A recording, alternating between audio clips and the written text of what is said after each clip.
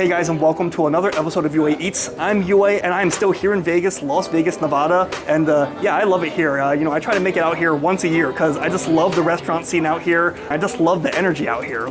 I just love it here in Vegas. You know, we know back in New York, there's a lot of great steakhouses, and Vegas has a lot of great steakhouses as well. And you guys may know that last time I was in Vegas, I ate at the oldest steakhouse in Vegas and what many people consider to be still the best steakhouse in Vegas after so many decades, the Golden Steer. Like a favorite of people that you definitely have heard of, like Frank Sinatra, Dean Martin, Elvis. Yeah, maybe some people who are, maybe you've heard of them. But what I hear is while there's so many other steakhouses, many opened by fancy celebrity chefs and whatnot, another place that's up there with the Golden Steer is a place called The Steakhouse. And no, I didn't misspeak. I don't mean like, oh yeah, it's The Steakhouse. It's literally called The Steakhouse, and you know that they're confident with a name like that.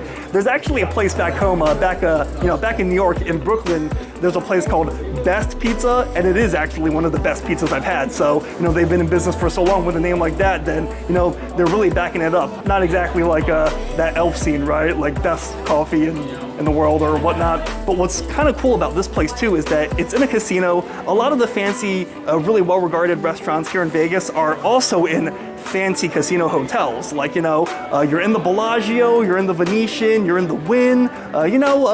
It's not a big surprise that, bougie spots got bougie spots to eat as well. But here, we're actually inside Circus Circus. And Circus Circus is known for being more family-friendly casino hotel. It's not as fancy, not as bougie, definitely more approachable. I mean, it's got like an amusement park inside it, like an indoor carnival, and it looks kind of cool. You go down to the first floor though, and you pass by all sorts of really approachable places, like a Krispy Kreme, a Burger King, anime and manga shops, video game shops and whatnot. But then suddenly, behind us right here, I wasn't kidding. Here there's like a manga shop selling like Pokemon Pikachus and Yu-Gi-Ohs and whatnot.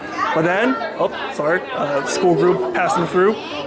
Here, you got The Steakhouse, like a really fancy looking steakhouse here inside Circus Circus. And look, it's like stepping into like a completely different world. So yeah, I'm excited to try this place. It seems to be going strong, and I'm sure it's gonna be a great spot. And I won't be trying it alone this time. I'll be trying it with a local guide and someone that you may have seen on this app on YouTube as well. So, hey everyone! Yes, Vegas with Shin. Oh, UA. Hello everyone, my name is Shin. Really happy to be on the channel. Thanks for inviting me out, UA. Oh yeah, of course. Yeah, I've actually never been to the steakhouse here at Circus Circus before, so I'm really looking forward to this one.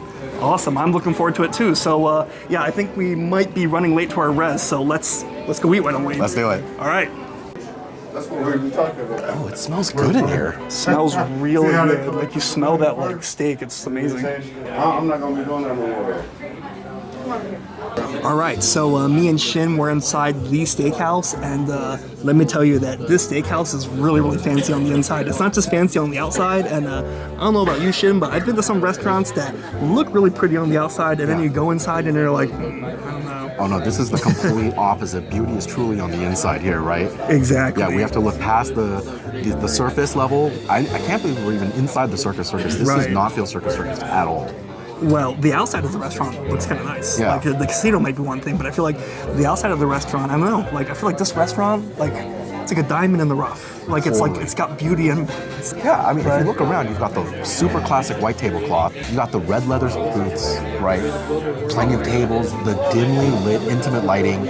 All these, really classic looking artworks on the wall. It's a really nice vibe in here. I mean, the Circus Circus is known for being like really family friendly, like a really down to earth and approachable. And I really feel like I'm inside like the Wynn or like the Bellagio or something, like places that are way above my pay grade. Maybe like a place that Mr. Beast would stay at on his channel, like not exactly UA Eats. I don't know about you, Shin. Maybe I've seen some of your vids. You really make it rain. Well, so just when it comes to the food, thankfully, I live here in Vegas, so none of my videos require hotel costs or travel fees. Right, it goes straight into the food.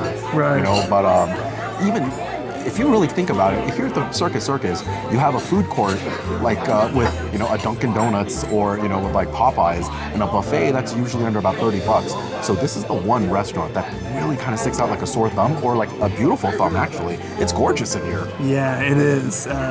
yeah, I mean, it's cool, and we passed some really cool stuff. Like we passed they got an open kitchen. I'm gonna see if I can grab some B-roll from that later. And they have like a meat locker. They have a dry aging, open to the public dry aging room. Yeah. Not too many steakhouses do that, even in New York.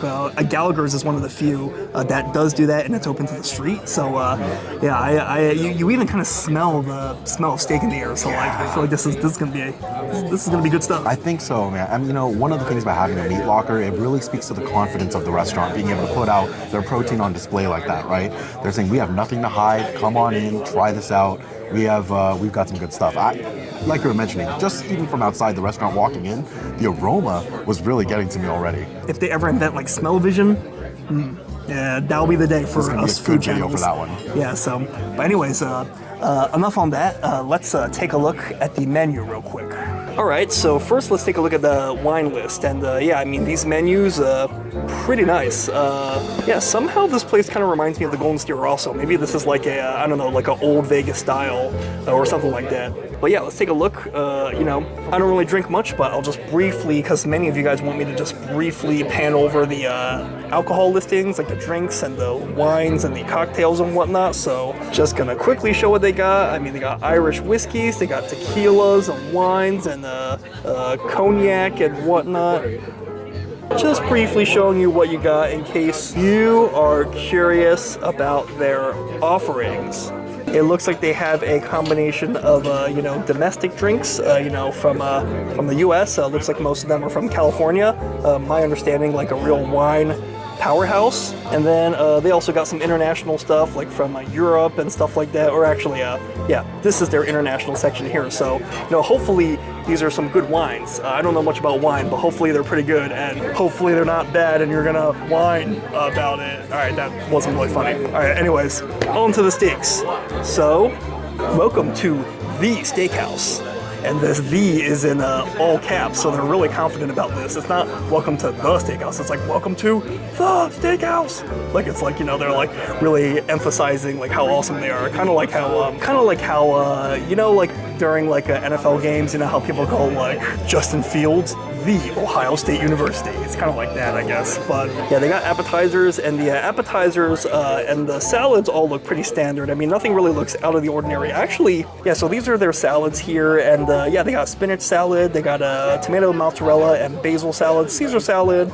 You know, everything here looks pretty standard for a steakhouse, although they have two wedge salads, a blue cheese one, and they have the Steakhouse wedge salad. Yeah, this one looks like it's got some extra ingredients like apple and bacon, and they're both $18. So hopefully we can try one of these later. And then from their mesquite charcoal broiler, these are their steaks. And I like that their menu is not too big here, and everything here looks pretty good. Like, here, let me show you. This is pretty much all they have. Like just these 2 pages. So, you know, they're not jack of all trades, master of none.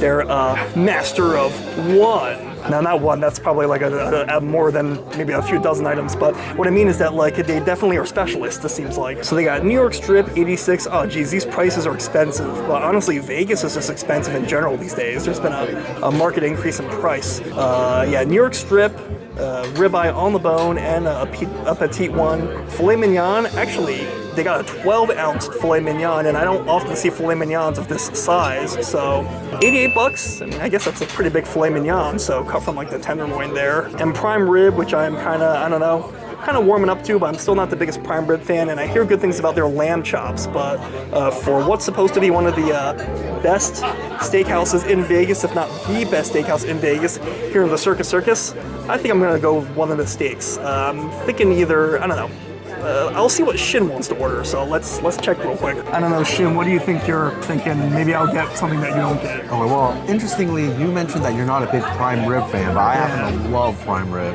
I feel like I have to give that prime rib a shot. It's one of my favorite cuts, and if they do it well here, I'm just gonna be able to add another spot to my list of places to go for prime rib. Sounds good. Then how about this? Maybe you can do prime rib, and maybe so we can compare and contrast, maybe I'll do the ribeye.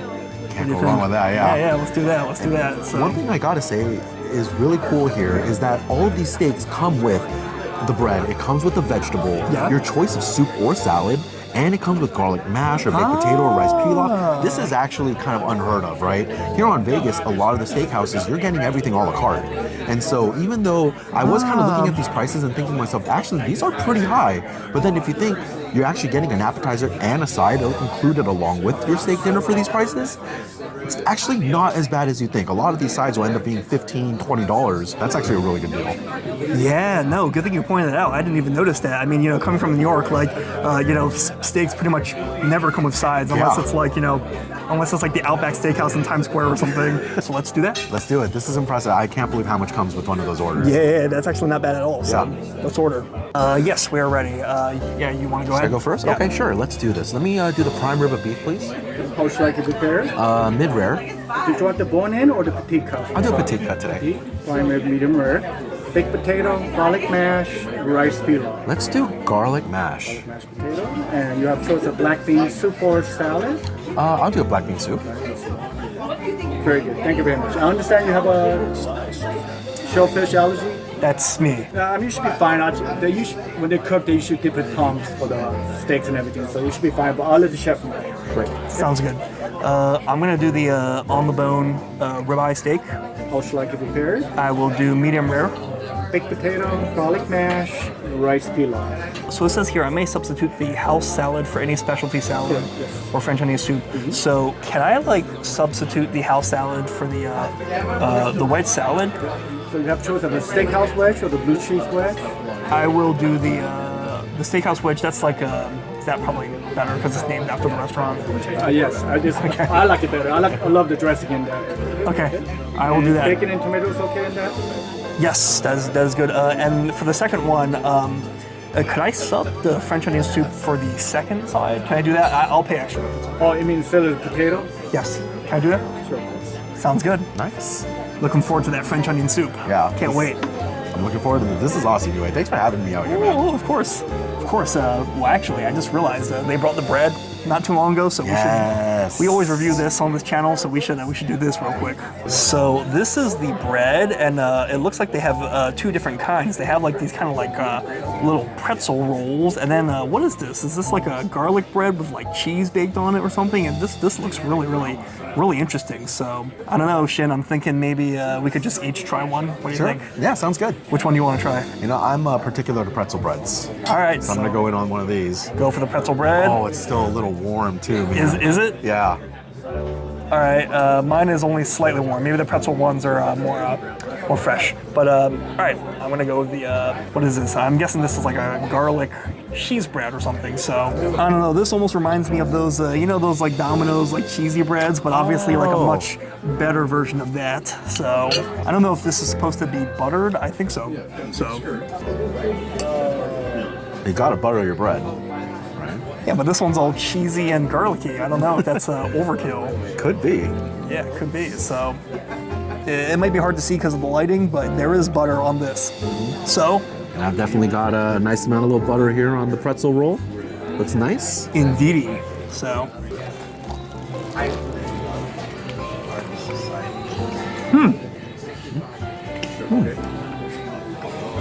actually that's pretty nice. I'm definitely digging this pretzel bread too. This is a well-executed pretzel bread. The outside still relatively soft, but you do have a bit of these crispy edges here. Yeah, so you have it's nice and soft on the outside, but you do still have some of these crispy edges. You can tell that they've probably had a little bit of a steam bath during the bake. That's what allows these crispy edges to form. But you've got a little bit of a nutty, earthier flavor to the exterior, kind of like you get from a pretzel. Relatively dense center here. You can actually see it's not super airy, but it is nice and spongy. And it's actually got a nice sweet flavor to it. This is a good pretzel bread. All right, so yeah, it seems like Shin really knows his pretzel rolls. For me, what I can say about this is that oh yeah, sure, you can go ahead. Oh yeah. Thank you so much.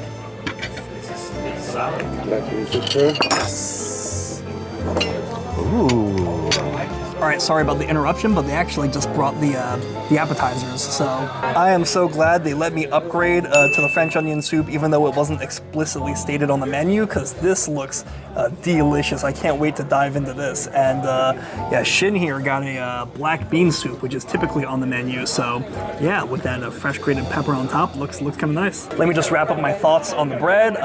The bread, I feel like it tastes nice. I mean, it's nice and it's not too dense. It's not too fluffy. It's like it got like a nice consistency, you might say. And this baked cheese on top, like I like when cheese gets like baked and it's kind of like dried out, and you kind of get like this I don't know, like kind of like this very delicious toasted cheese, almost like a cheese-it like flavor. And I feel like that's kind of what you're getting on this. Like it's like a bread with like some melted cheese on top, like baked cheese on top. I really like this. I don't even think it needs the butter. I mean, the butter tastes decent, but in a way, like I almost can't really taste the richness of the butter because of the cheese on top. So, but that's enough of the bread, right? Let's dive into these soups. Yeah, we can't feel too much on the bread because honestly, these soups smell amazing. Yeah, so let's give this a try, why don't we? All right, Shin, so you went first last time, so... I'd say it's only fair that you go first this time? Yeah, so I will go first this time since you went first last time.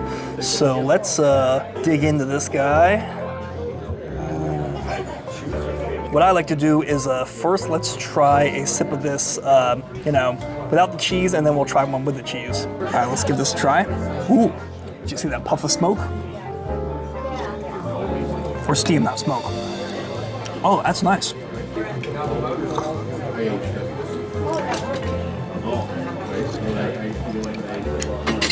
Oh, that is really good. Let me show you real quick. The onion flavor of this French onion soup is so strong. Like it's got like a really strong onion flavor. The beef flavor is not really super strong in this case, and oftentimes I like when these French onion soups have like a stronger beef flavor, but in this case it's mostly the onion, but like somehow like the onion is enough for it to taste savory, for it to taste like, that umami flavor, you might say. This is great. Like it's one of the best onion soups like I've had in a long time, and like just look at how thick it is. I don't know if you can tell, but like when I move the spoon like side to side, you kind of see that like, it's a thick soup. It kind of almost has the consistency of like egg drop soup. I like how like thick this is. It almost doesn't need the cheese, but of course, I'm gonna eat it with the cheese. Otherwise it would just be an onion soup, not a French onion soup, am I right? So let's, where will this cheese stretch end? Ooh, look at this. Okay, I better not raise it higher than that or I'm gonna get kicked out of here, so. Otherwise they're gonna be like, be gone from the steakhouse. Go play at the playground inside the Circus Circus or something, so. Ooh. Oh, that is fantastic. Yeah, so like French onion soups typically use Gruyere, and I'm pretty sure this is Gruyere. Like it tastes like it, and it's delicious. Like it's got like such a, like in this case, it's a real stretchy cheese. Like it's a, you saw that cheese stretch from earlier, but this cheese, like it has like a, I don't know how to say it. Like it kind of has like a bit of like a, almost like a pleasant bitterness that kind of contrasts with like the, the stringy, like creamy cheese flavor in a way. I don't know if that's a good way to explain it, but like this cheese is just excellent. Like it just tastes so good, and like the onion soup was already good enough on its own, but you add this like this incredible stretchy cheese, and like I don't know, guys, this is I think the last best French onion soup I've had was at a brasserie in New York, but I think this tops that. It was really good. But Shin, how you feel about that soup there? Well, I'm about to try. Honestly, I was mesmerized by your description of the French onion. I think that was probably $9 well spent, right? For sure. They've got, a really nice looking black bean soup here. It's relatively viscous. I'm gonna give this a taste and see how it is. Oh my gosh, it's still steaming. It's piping hot.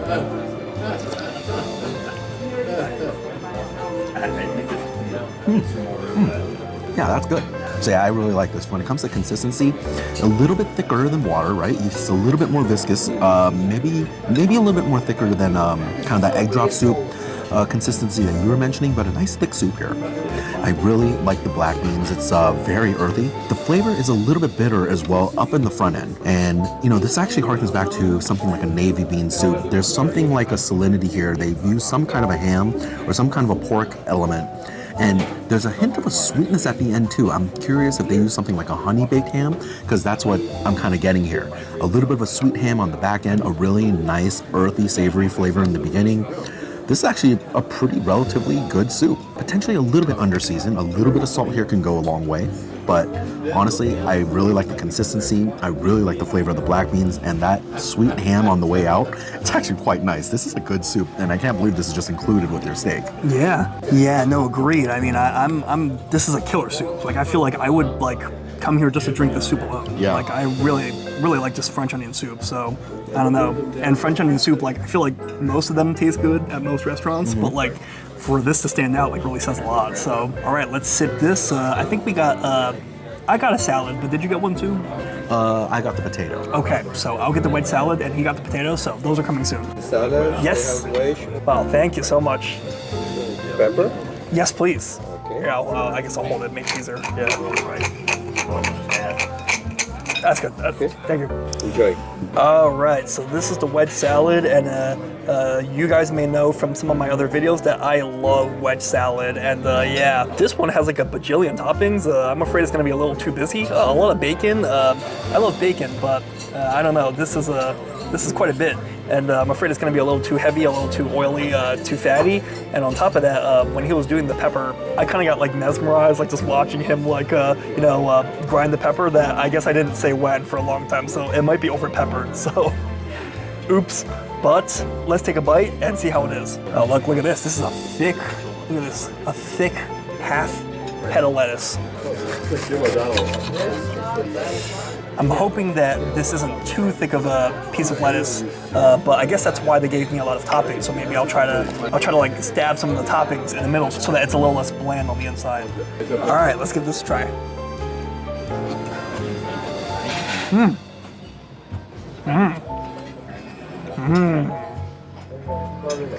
That's pretty good.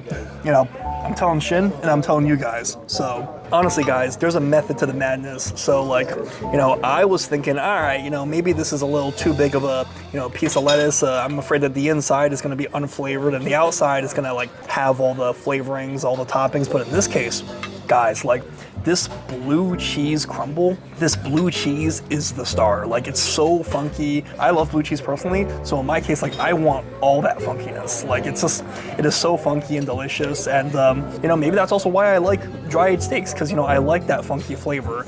And in this case, it's almost kind of nice to have like the plain lettuce on the bottom to kind of balance out that intense blue cheese topping on top. And yeah, I mean, it really works. I will say that maybe it's just that I didn't happen to get too much of it on the forkful. I will say that I don't really taste the bacon. I could have swore I got some on the fork, but I don't really taste it. Like, it's kind of, if anything, it's more like a background flavor. But honestly, guys, this blue cheese alone is the star. So look at how thick this wedge salad is. It's almost like I'm, cutting off a piece of a steak. So slice into this guy.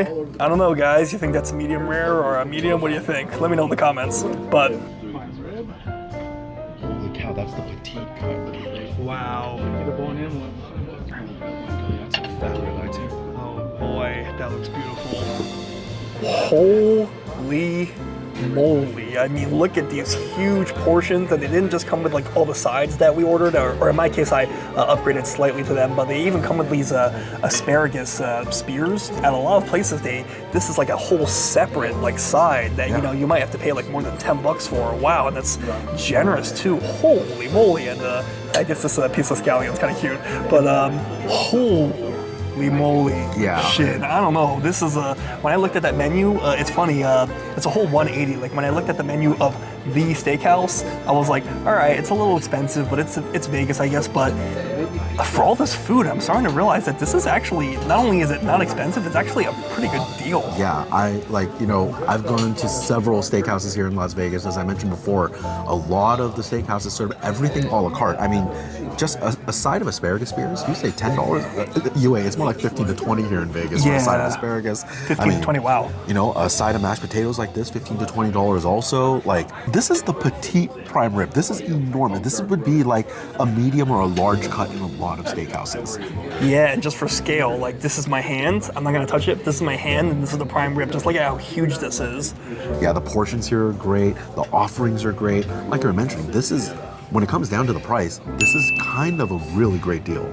You're never gonna find this much food for that level of money here in Las Vegas on a steakhouse, especially in a classy ambiance like this.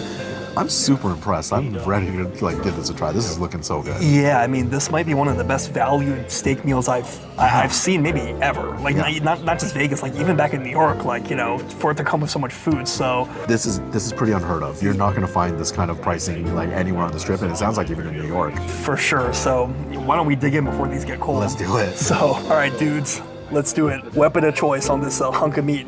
I feel like I'm like Kublai Khan or something. All right, we'll move this piece of scallion garnish aside. Take a look at this guy. You know, no even sear across the whole thing, but they have grill marks, and that makes sense because this whole piece of steak has like such an amazing like charcoal flavor, and they pride themselves on the charcoal here. And look at these consistent grill marks they got across this whole guy. And yeah, even though I tend to like even sear across the whole steak, this is looking like a pretty good hunk of meat if you ask me.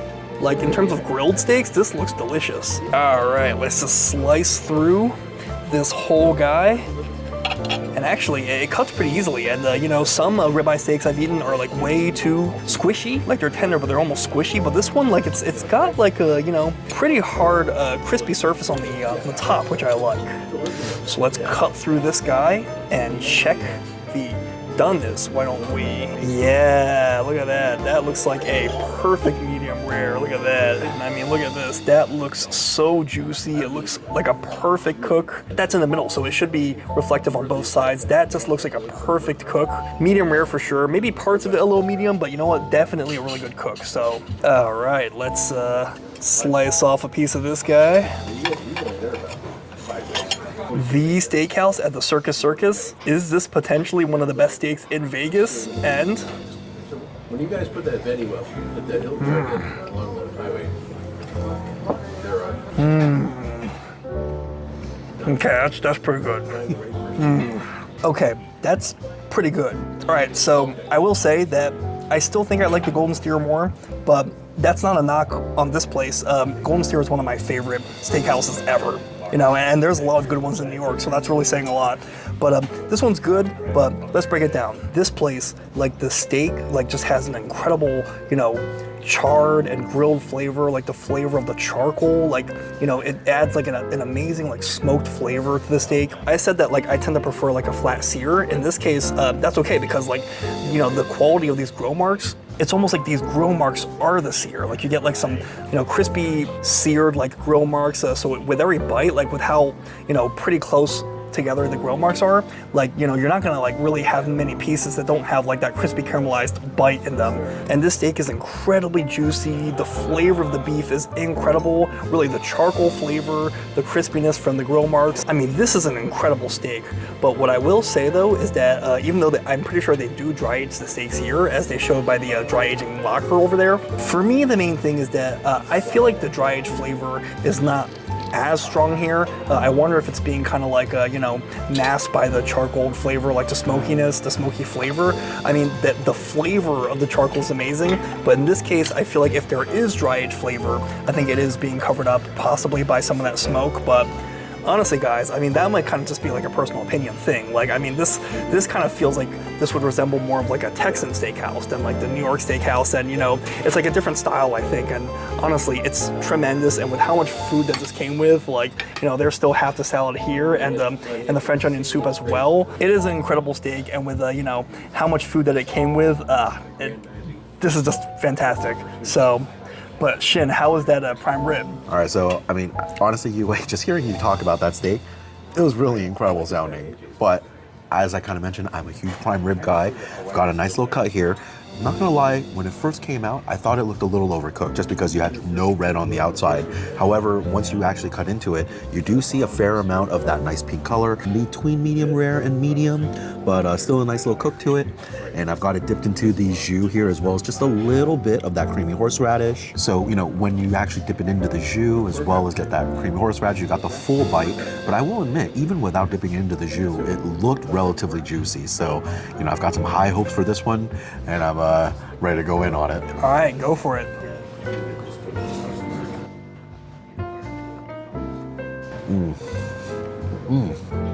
Oh, okay, yeah, that's really great. Now, as I kind of mentioned initially, I thought the color left a lot to be desired. So as I kind of mentioned, I wasn't impressed by the look of it in the beginning. It almost looks like boiled beef. However, once you actually do cut into the center here, let me see if I can give you guys a view, you can actually see just how juicy that prime rib looks. This is glistening with all that moisture in the light. And it's not just the looks, it tastes as good as it looks. The beefy flavor is relatively concentrated here. You certainly get a nice flavor when it comes to that beef. Though I do kind of agree with you, Yue. I think when it comes to that dry aging, it's not as robust as I've had with other beef cuts in the past, but still nothing really to complain about. I would still write home about this prime rib. Okay, it's so incredibly tender. This is some of the softest prime rib I've had, which is so interesting to me because looks-wise, I wouldn't have thought that. The jus here is incredible. It has such a depth of flavor, really fortified.